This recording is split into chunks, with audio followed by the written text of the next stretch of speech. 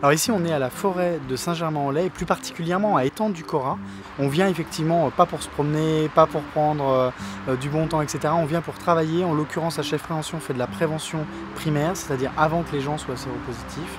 Et en l'occurrence on vient sur les lieux de rencontre extérieurs puisqu'il y a effectivement beaucoup d'HSH, d'hommes ayant des relations sexuelles avec d'autres hommes, un volume et une file active d'à peu près 400 à 500 personnes par jour. Au milieu de tout ça, il y a des gens qui se promènent et qui n'ont absolument pas conscience de ce qui se passe. On va voir aussi qu'il y a des prostituées qui travaillent. Nous, on vient avec le camping-car maintenant pour faire du dépistage rapide, qui se font en 1 minute. Mais 1 minute, c'est le temps du test.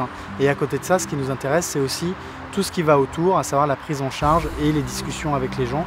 Nous, on met donc le camping-car juste devant l'entrée du parking pour les hommes ayant des relations sexuelles avec d'autres hommes. Ça fait des années que c'est comme ça. On ne sait pas comment c'est venu, en tous les cas. Ils sont restés pendant des années sans avoir de prévention. Et du coup, nous, on intervient depuis plus de 8 ans sur ce lieu. Et d'ailleurs, les bénéficiaires nous en sont vraiment reconnaissants. Donc les gens se regroupent tous aux abords de la forêt et vont effectivement dans la zone de consommation sexuelle qui est donc la forêt. Donc les animateurs vont au contact des bénéficiaires sur les lieux de rencontre extérieurs pour avoir des discussions avec eux. Alors souvent ça démarre sur il fait beau, etc., etc.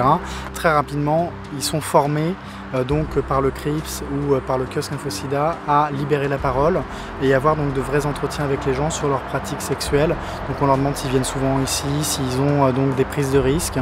On a 20% de gays qui sont des gays principalement de banlieue ou aimant les lieux de rencontre extérieurs, mais principalement il s'agit effectivement d'hétérosexuels à 80% tout de même. C'est pas des gens qui vont, et ça faut bien s'en rendre compte, appeler SIDA Info Service. C'est pas des gens qui vont spontanément se renseigner, c'est pas des gens qui vont en parler à leur médecin traitant. Souvent on est le seul relais santé qu'ils croisent, en tout cas dans leur sexualité qui est une sexualité qui n'est pas conventionnelle et qu'ils n'assument pas pour le coup. Parfois c'est long parce que c'est des gens qui peuvent être en souffrance, c'est des gens qui vont pas bien, c'est des gens qui ne vont pas systématiquement au dépistage et nous justement on les emmène sur les tests INSTI, ce qui nous permet effectivement de pouvoir les dépister plus sereinement.